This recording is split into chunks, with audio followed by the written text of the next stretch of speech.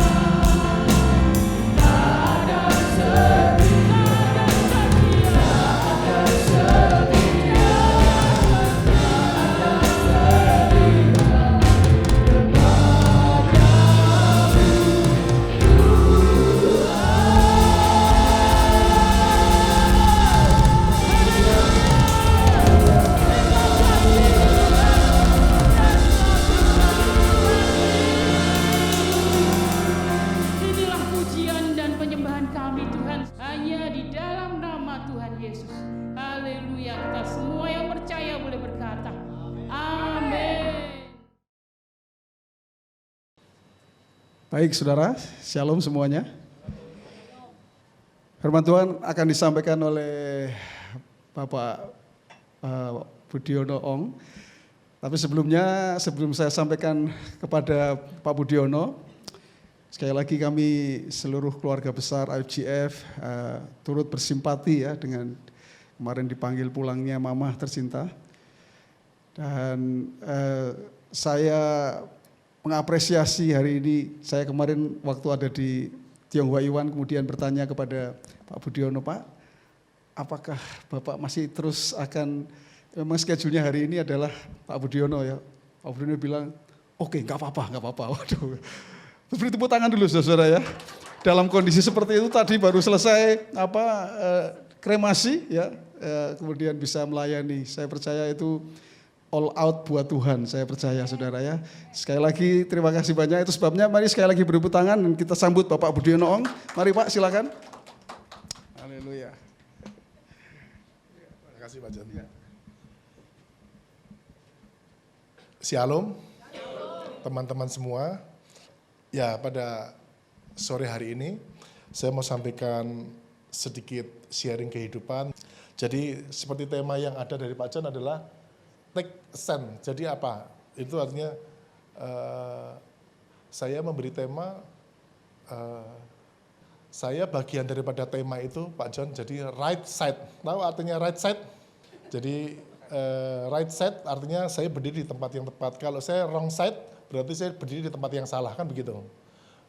Right side tepat, wrong side salah. Salah itu artinya kita berdiri di tengah perempatan, salah atau benar? Salah, karena ditabrak mobil kan. Tapi kalau kita berdiri di pinggir jalan, right side. Mobil sekencang apapun nggak mungkin tabrak kita, kecuali kita ada di bawah trotoar, bisa ketabrak. Tapi kalau kita berjalannya di atas trotoar yang selisih 30 cm, saya jamin kita nggak akan kena. Itu namanya right side.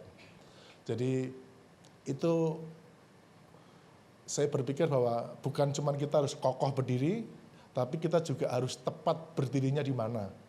Kalau berdirinya di bawah trotoar, jangan salahkan sopir sepeda motor, angkot, nabrak kita. Atau berdirinya lebih ekstrim lagi, agak ke tengah lagi, lalu menyalahkan sepeda motor yang nyenggol kita. Nggak bisa, kita nggak boleh salahkan orang lain. Salahkan diri kita sendiri, kenapa kita berdiri di tempat yang salah. Ya kira-kira paham right side adalah ke sana. Jadi saya akan mulai dari God is the owner, saya adalah hanya mengelola. Uang itu bukan apa? Uang itu cuma alat, tapi bukan sebuah tujuan. Mungkin kita bisa berdebat soal ini, abaikan ya, perdebatannya abaikan. Kita bahas yang God is the owner. Tuhan adalah pemilik dunia. Sepakat dulu nggak? Oke, kalau sepakat ada kalimat kedua. Carilah dahulu kerajaan Allah dan kebenarannya, maka semuanya akan ditambahkan.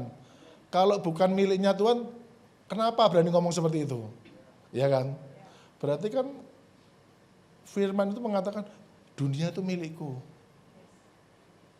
Nek kamu ikut aku, cari aku, maka semua yang aku punya ini bisa kasihkan semua. Firman mengatakan bahwa carilah dahulu kerajaan Allah dan kebenarannya, maka semua yang aku punya, saya tambahkan, saya berikan kamu semua. Kan gampang hidup itu sebenarnya, nggak susah-susah amat.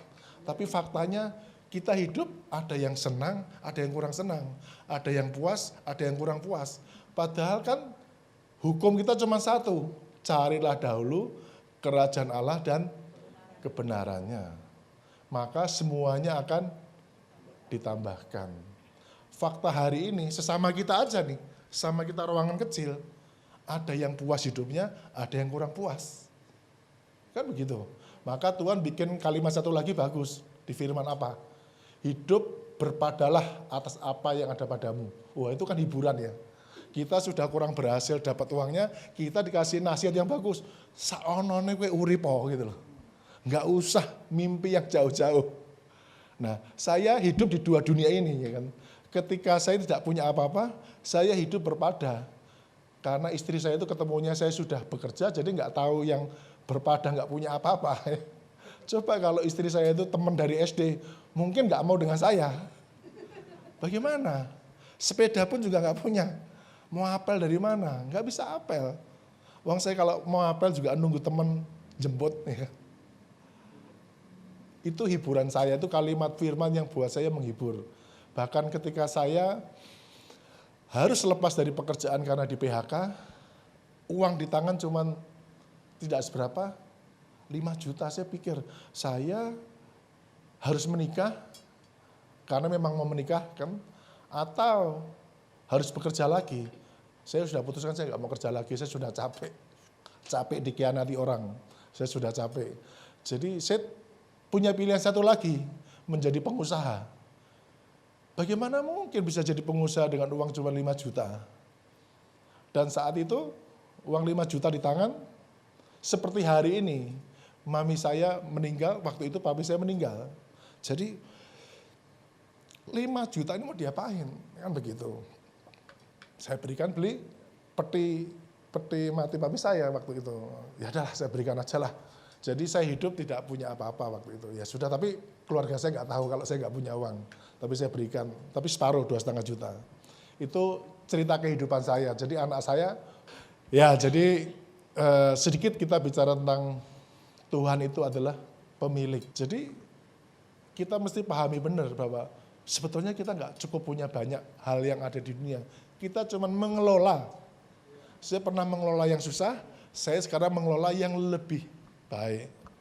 Nah, saya mau kasih contoh sedikit mungkin lebih baik lagi.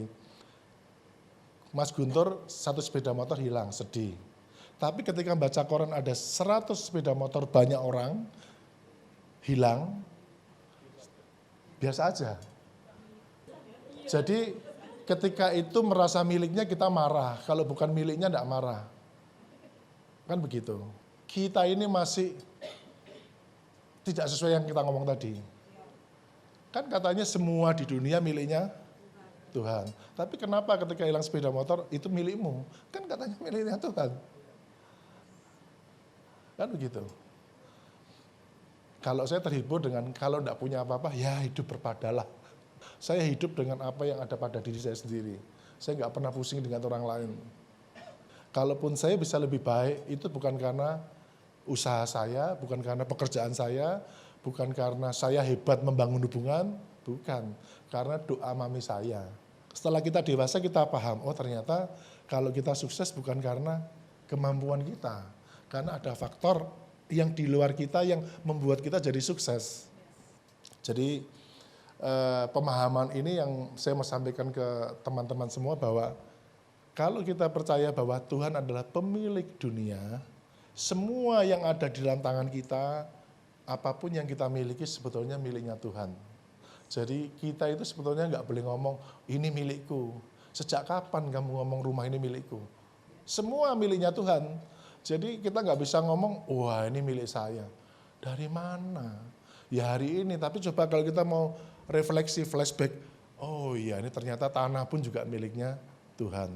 Kita hanya sebagai steward. Kita ini cuma dipercaya mengelola. Nah, jadi saya ingin sampaikan bahwa God is the owner itu bukan hanya klise, bukan hanya kalimat yang indah dalam sebuah firman. Tapi betul-betul kita hidup di dalam kalimat itu. Bisa enggak? Ya mestinya bisa ya. Kalau kita paham satu kalimat ini, maka ketika ada orang membutuhkan, kasihkan. Berani. Mungkin istri saya sudah pusing dengan saya selalu kasihkan. Saya kasih. Saya nggak pernah pusing dengan itu. Bahkan uang yang satu kali saya bekerja selama 2 tahun dapat sekian banyak pun saya berikan semua. Kadang-kadang istri saya bingung, teman kadang-kadang karena makin lama ketemu istri saya jadi membiarkan. Membiarkan karena ya sudah begitu. Saya nggak pernah melekat dengan kematerian. Saya nggak. Bukan ini omongan saya sendiri loh. Itu ada anak, ada cucu, ada istri itu. Itu yang tahu. Tapi ya udah itu sebuah kalimat yang menurut saya paling baik. Tapi apakah dengan saya memberi lalu saya habis uangnya? Nyatanya saya bisa hidup sampai hari ini loh. Bahkan bisa beli tempat ini yang lebih mahal. Bahkan saya bisa beli tempat lain lebih mahal lagi. Kan enggak masuk akal. Uang nyarinya dalam waktu hampir 2 tahun cukup besar, begitu dilepas kok bisa dapat lagi. 2001 saya masuk ruang kosong karena saya sudah nggak bisa kerja. Kerja ini sudah diambil orang, kerja ini sudah diambil orang. Setiap kerja berhasil diambil orang, setiap kerja berhasil diambil orang. Ya sudahlah, saya juga udah capek, saya pikir ya sudahlah. Saya merasa saya harus bagaimana saya nggak tahu, lalu ada teman-teman sekantor yang dulu baik, undang saya ke Jakarta untuk menjadi saya 3 hari di Jakarta, presentasi sebuah produk untuk saya ditunjuk jadi agen. Wah, saya pikir saya senang sekali ya. Wah, saya mau jadi agen. Saya pikir, ya sudah saya berangkat ke Jakarta 3 hari. Tapi setelah 2 hari presentasi, barang bagus begini-begini, di hari ketiga ada kalimat, kalau kamu mau jadi agen distributor tunggal, kamu butuh gudang sekian, butuh mobil sekian, butuh sepeda motor, butuh SDM sekian. Waduh, saya langsung ngomong dalam hati, aduh, saya nggak bisa, karena saya nggak punya uang. Saya cuma punya tubuh yang baik, sehat, dan semangat, tapi uang nggak ada. Jadi syarat itu saya nggak bisa penuhin. Maka saya tidak ngomong sama kawan saya, tapi saya diam bahwa saya nggak akan lanjutkan pembicaraan itu karena saya tahu saya nggak punya uang. Nah, aneh, itu pada hari yang ketiga yang sama, ada orang saya nggak kenal loh. Kalau kenal Pak John telepon saya, wah ini karena Pak John teman baik saya. Jadi Pak John kasih berkat buat saya itu real karena Pak John pernah baik dengan saya pernah baik dengan Pak John. Tapi ini aneh, orang yang tidak kenal nama saya, tidak tahu saya, bahkan saya juga nggak mengenal dia, sama-sama nggak tahu, tapi aneh. Orang itu bisa telepon saya, Pak Budiono, kapan kita bisa ketemu? Saya ngomong, Pak, besok saya mau ketemu bisa, karena saya sudah di Jakarta. Oh, Pak Budiono di Jakarta, iya. Ayo kita ketemu besok. Saya datanglah ke tempat dia. Tapi saya sudah di Jakarta kan, tadi saya presentasi kan, saya nggak kenal. Dia ketemu saya ngomong, Pak Budiono, mau nggak kamu pegang merek saya? Wah, saya mau Pak. Tapi wong temen saya deket aja syaratnya berat kan gitu. Apalagi orang yang nggak kenal saya. Karena saya tahu bisnis ini modalnya miliar, nggak bisa modal 100 juta pun nggak cukup. Ini modal miliar. Saya ngomong saya nggak bisa. Tapi dia ngomong lain. Gini, kamu pegang, kamu nggak usah ada syarat apa-apa. Saya ngomong, Pak, bagaimana? Ya udah, pokoknya yang penting kamu ikut saya. Uang saya 25 juta, saya ukur nggak mungkin saya bisa bisnis seperti itu. Tapi ini orang ngomongnya mantap. Sudah Pak Budiono, kamu pegang aja Jawa Tengah. Ini ada warisan pelanggannya kira-kira 2,5 juta, 2,5 juta rupiah maksudnya omsetnya. Saya ngomong, Pak, saya kelihatannya nggak berani karena saya nggak cukup uang. Dia ngomong lagi, sudahlah, kamu pegang aja, jalankan, saya yang atur stok. Akhirnya berjalannya waktu, saya ikut dia. Ya sudah diatur karena saya bikin aturan stok itu kira-kira satu warna itu hanya dapat 1 kaleng, 2 kaleng. Dia tunjukin, Budiono, kamu belanja apa sama saya cuma 1 warna, 2 warna, disobek. Dah kamu ikut saya aja. Dia kirim barang kira-kira waktu itu 200 juta. Saya ngomong, Pak kalau nggak bisa bayar gimana? Sudah kamu tenang aja, pokoknya kamu kerja aja. Dan itulah yang membuat pertemuan itu sampai dengan hari ini. Jadi nama saya banyak dikenal teman-teman karena pertemuan di bulan Agustus 2001. Padahal orang itu nggak kenal saya dan pemilik perusahaannya pun juga nggak kenal saya. Tapi saya bisa dipercaya. Saya yakin ini bukan hebatnya Budiono. Budiono itu bisa apa? Uang punya uang juga enggak. Juga sudah nggak mau kerja ya kan, pengangguran. Tapi dipercaya. Ini artinya apa? Ada kuasa di luar kita yang bekerja kan gitu. Kuasa siapa? Ya kuasa yang di atas, yang tadinya punya, yang kita ngomong loh, carilah dahulu kerajaan Allah dan kebenarannya, semuanya diberikan. Nah, saya masuk di lingkaran the right side kan begitu. Saya pas saya kok pas berdiri di jalur yang benar. Kalau waktu saya jalur the wrong side, ya mungkin saya dilewatin ya. Gelombang berkat itu tidak menghampiri saya, tapi melewati. Karena gelombang berkat ini kan tetap ada. Tapi saya di wrong side, jadi dia lewatnya di right side. Tapi saya beruntung, saya berdirinya di right side. Sehingga ketika gelombang berkat datang, saya kesamber ya kan. Suatu ketika setelah kita 10-15 tahun ketemu dengan orang itu, dia ngomong, Budiono, gini loh, kamu nggak bayar saya itu ya enggak apa-apa. Kamu tuh cuman menghilangkan uang saya nggak lebih dari 5%. Jadi kamu tuh nggak berdampak buat hidup saya. Tapi yang ngomong, Pak, omsetmu tuh berdampak besar buat masa depan saya. Saya bisa beli macam-macam itu karena dari kepercayaanmu. Nah, kembali kepada kalimat tadi, kalau kita berdiri di tempat yang benar, ketika gelombang berkat itu datang, kita akan masuk dalam bagian yang sama. Jadi kalau kita satu lingkaran ini mengatakan yang satu diberkati, itu enggak ada. Di mana kita berdiri itu penting sekali ya kan. Steward ini berbicara mengenai kepemilikan. Jadi tadi kita sudah bicarakan bahwa kita ini cuma bisa mengelola uangnya yang punya. Yang punya dunia itu kan kita tadi sepakat yang punya kan Tuhan. Berarti kita mengelola. Nah, lalu apa hasil daripada kalau kita berbuat ini?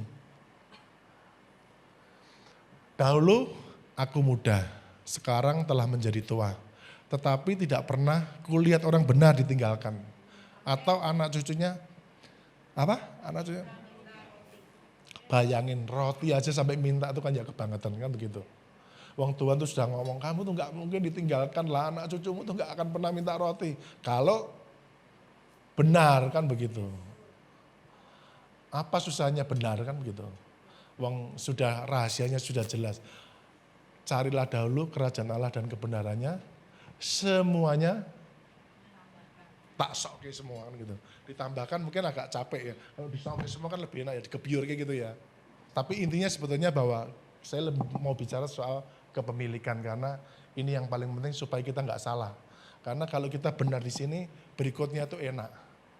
Nah, sementara saya mau lanjutkan antara Kronos dan Kairos. Kronos apa? Waktu yang berjalan kronologi.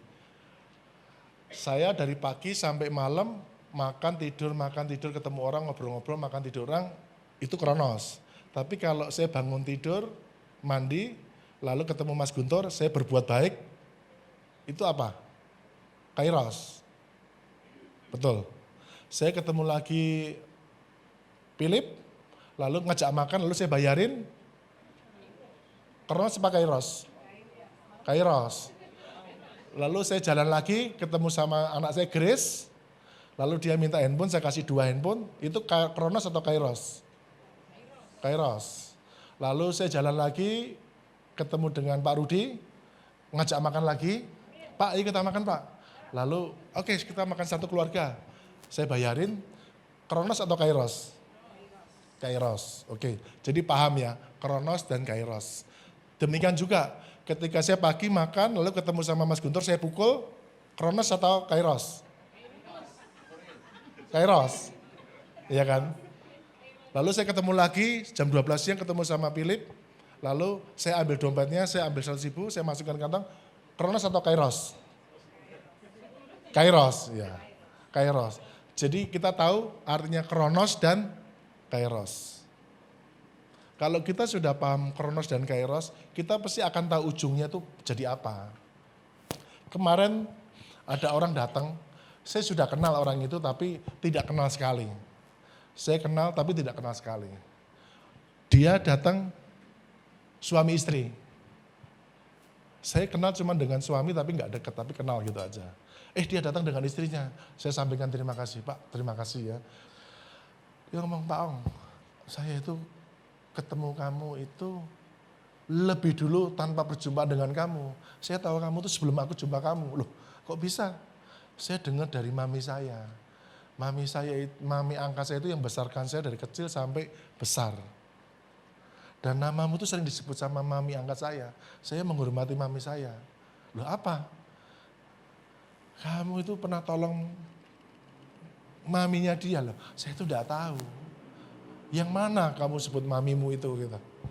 Dia ngomong, itu loh Pak Ong, tante-tante tua yang di Jurnatan yang bikin figura itu loh.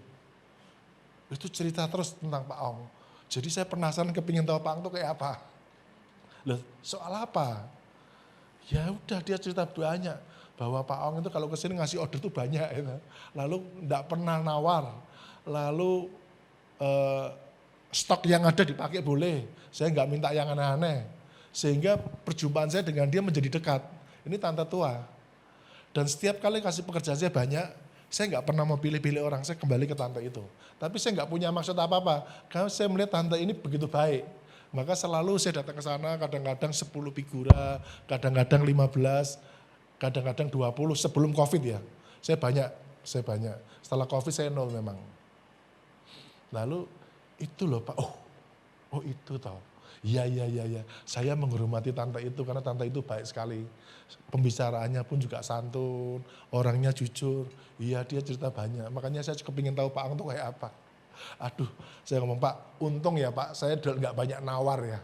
Kalau dulu saya banyak nawar mungkin Bapak nggak datang ke tempat ini. Jadi pesan saya adalah kita menghormati waktu kairos, bukan waktu kronos. Kalau kita pandai berbuat kairos, maka kita mesti paham kalimat ini. Ketika kita dalam kelimpahan, kita simpan. Ketika kita dalam kesusahan, kita lepas. Kan begitu. Tapi kalau kita dalam kelimpahan sombong, lalu datanglah masa kesusahan, kita pasti mati. Jadi kan 7 tahun masa kelimpahan itu ada batas waktu. Supaya ketika masa 7 tahun susah, kita siap. Maka itu dibutuhkan kairos. Itu bedanya kronos dan kairos. Lanjut. Nah, ini saya bicara sedikit berbeda. Ini bicara soal kisah para rasul. Tapi saya suka dengan kalimat ini. Jadi, apa tulisannya? Adapun kumpulan orang yang telah percaya itu mereka sehati dan sejiwa, berarti kita ini sehati sejiwa ya kan? Dan tidak seorang pun yang berkata bahwa sesuatu yang dari kepunyaan adalah miliknya sendiri. Jadi tadi kita ngomong bahwa kepemilikan kan gitu, bukan miliknya sendiri. Tapi segala sesuatu adalah kepunyaan mereka bersama. Bisa nggak kita melewati kairos dengan kalimat ini? Lalu kisah para rasul selanjutnya dia mengatakan sebab tidak ada seorang pun yang berkekurangan di antara mereka. Karena semua orang yang mempunyai tanah atau rumah menjual kepunyaannya itu dan hasil penjualannya itu mereka bawa dan mereka letakkan di depan kaki rasul. Lalu dibagikan kepada setiap orang yang sesuai dengan keperluannya. Yang atas saya nggak terlalu penting, saya cuma mau sampaikan bahwa ketika mereka berlebih, ketika di antara kita ini ada berlebih di antara kita, nggak usah gereja 1000 orang, nggak usah. Ketika kita dalam sedikit orang, saya punya lebih, saya berikan Pak John, pastor, lalu dia akan memberikan kepada yang membutuhkan. Di tempat kita kan ada yang butuh dan ada yang lebih. Ini adalah kehidupan jemaat mula-mula. Apakah jemaat mula-mula itu tidak akan terulang hari ini? Saya mau tanya, kira-kira omongan ini tuh akan terjadi berulang atau ini sebuah lembaran histori sejarah? Hah? Berulang. Bagaimana bisa tahu berulang? Hah? Kairos, ya kan? Pasti akan begitu. Dan kita hari ini itu nggak usah ke gereja, dapat firman banyak di sini. Semaunya kita, ya kan? Saya mau dengerin dari pembicara si A. Waduh adem gitu. Saya 1 jam lagi butuh dari yang ibu ini, enak. Jadi kita merasa dicukupkan dengan firman yang ada di handphone. Tapi kan enggak begitu, itu ada di sini. Bukan real. Yang real kan yang ada berdiri di sini. Tapi bagaimana kita supaya enggak kalah dengan yang ini? Ya cuman ini kan. Ini kan yang membedakan ini dengan ini, kita di sini. Kan kita kembali kepada kalimat ini kan, jangankan cuma waktu, harta pun dibagikan. Berani nggak kita seperti ini kan begitu? Kita kumpulkan uang, kita berikan kepada pastor, gembala, lalu gembala melihat mana yang butuh kasihkan. Ada yang berani? Ada nggak gereja yang sudah betul? Ada, namanya diakonia. Tapi diakonia ini kan bukan dengan hati. Diakonia itu kan memberi karena seperti ada beban, ada kewajiban. Ya jangan begitu. Kita memberi karena ada hati. Maka yang bisa membuat kita bertahan harusnya ini loh. Ya. Kalau kita nggak punya ini, gereja sebesar apapun kita berani ngomong. 10 tahun lagi masih besar nggak? Padahal yang kita butuhkan adalah persekutuan tubuh Kristus kan gitu. Saya berpikir bahwa kalau kita bisa berbagi, mestinya kita akan lebih baik. Dan itu akan membuat kita lebih bertahan. Maka saya bikin gambar ini. Gambar ini tahu? Yang sebelah kanan apa? Kendi. Kalau sebelah kiri? Botol, oke. Dua-duanya tempat nampung air ya. Kendi itu adalah ciptaannya budaya Indonesia. Kendi itu tidak pernah bisa penuh. Karena mengalir ya kan.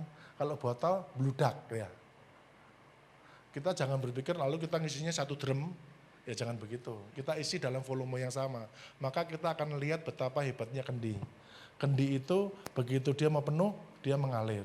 Kalau mau penuh, dia mengalir. Kalau botol, bludak. Ada kendi sama botol, kamu pilih yang mana?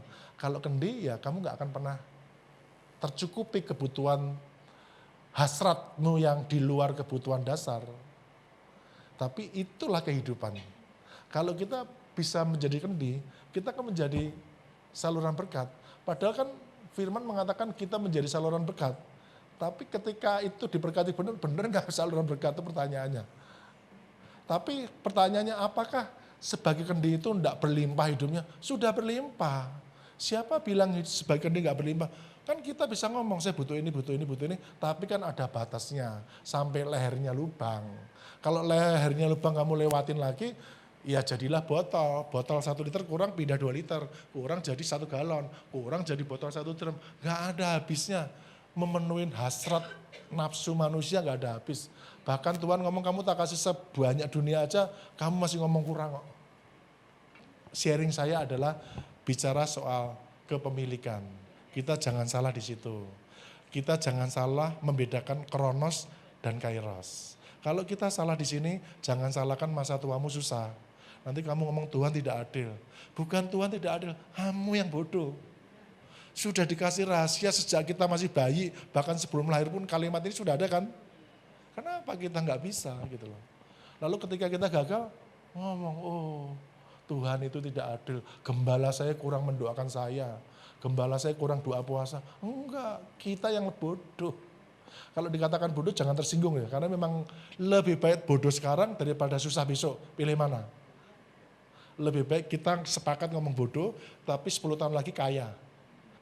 Ya, kira-kira itu Pak, terima kasih. Tadi poin yang disebut pertama, carilah dahulu kerajaan Allah dan kebenarannya. Maka semuanya akan ditambahkan kepadamu. Saudara, percaya tidak percaya silahkan. Ini kebenaran sudah dilepaskan. Ya. Bagi saudara yang percaya, terjadilah seperti apa yang saudara percayai. Tapi kalau saudara masa sih iya, ya sudah selesai saudara. Enggak akan pernah saudara mengalami. Enggak akan. Karena begitu saudara percaya, maka saudara akan terheran-heran. Kok ditambahkan terus ya? Kok ditambahkan terus? Kok ditambahkan terus? Kok ditambahkan terus? Jadilah berkat ketika saudara diberkati oleh Tuhan.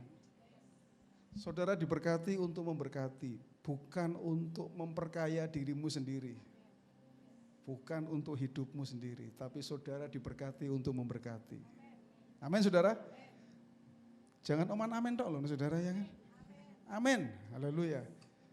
Dan saya percaya ketika saudara hari ini menerima kebenaran ini, meresponinya saudara, pulang buka pintu saudara, keluar dari sini, ya, dan saudara mengimani, meresponi, dan saudara lakukan dalam kehidupan saudara, ya, maka apa yang tadi sudah disampaikan itu akan terjadi dalam hidup saudara. Tiba-tiba, ya, bahasanya tiba-tiba, padahal tidak, padahal Tuhan yang atur semuanya. Tiba-tiba orang menawarkan bisnis kepada saudara, tiba-tiba, ya, ada orang yang ingin bekerja sama dengan saudara, ya, dan saudara betul-betul diangkat oleh Tuhan. Itu bukan tiba-tiba, itu karena Tuhan yang melakukannya ketika saudara percaya.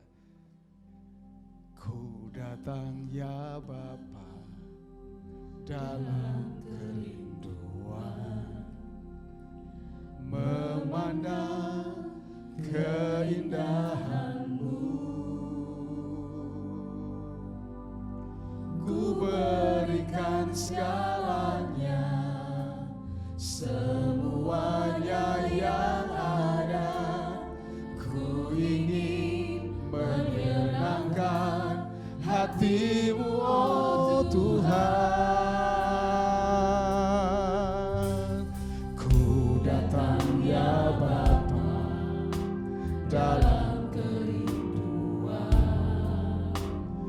memandang keindahan-Mu. Ku berikan segalanya, semuanya yang ada. Ku ingin menyenangkan hati-Mu, oh Tuhan. Jadikan aku indah yang Kau pandang mulia, seturut karya-Mu. Amin. Di dalam hidupku, ajarku berharap hanya kepada-Mu. Tak ada setia kepada-Mu,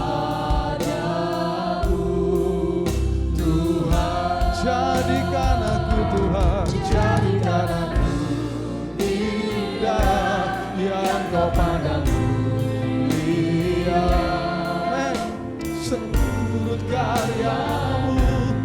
Di dalam hidupku, ajarku berharap hanya kepada-Mu. Tak ada setia kepada-Mu, Tuhan.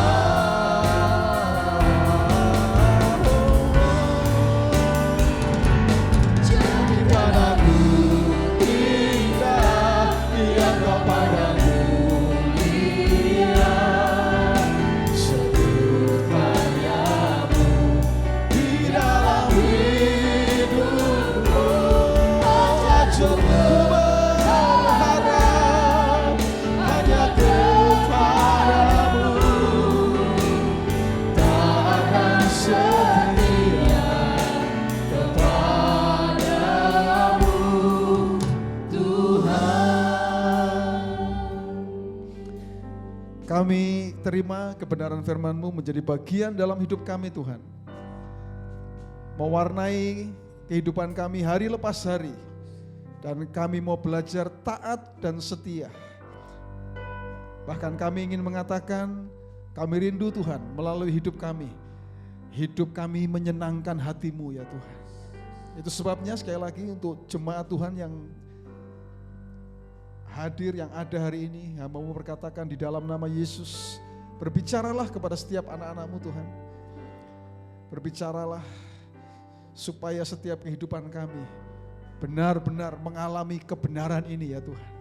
Bahkan kami akan melihat anak-anak-Mu diangkat oleh Tuhan, terus naik dan tidak turun. Diangkat oleh Tuhan ke tempat-tempat tinggi penuh berkat Tuhan. Karena apa yang kami lakukan, kami ada di sisi yang benar, ada di tempat yang benar. Kami betul-betul hidup seperti apa yang Tuhan kehendaki. Terima kasih Tuhan. Jemaat yang dikasihi Tuhan, angkatlah tanganmu dan terimalah berkat dari Tuhan. Terimalah berkat dari Tuhan.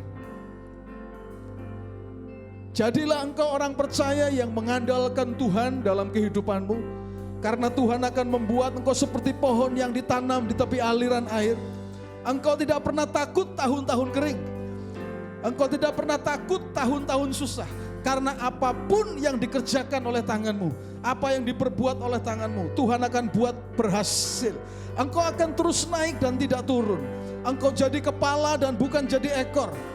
Surga terbuka, dibukakannya tingkap di langit, dicurahkannya berkat bagi setiap engkau. Apa yang dicari oleh bangsa-bangsa di dunia, Bapamu yang di sorga tahu bahwa engkau pun memerlukan semuanya itu.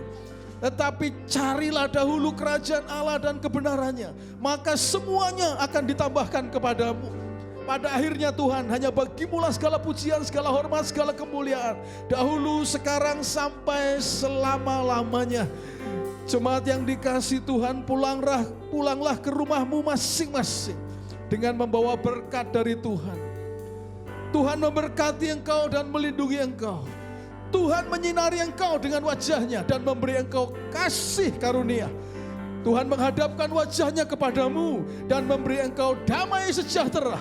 Roh Kudus menyertai engkau mulai sekarang ini sampai selama-lamanya. Di dalam nama Tuhan Yesus, orang percaya katakan bersama, amin. Haleluya. Tuhan Yesus memberkati. Happy Sunday.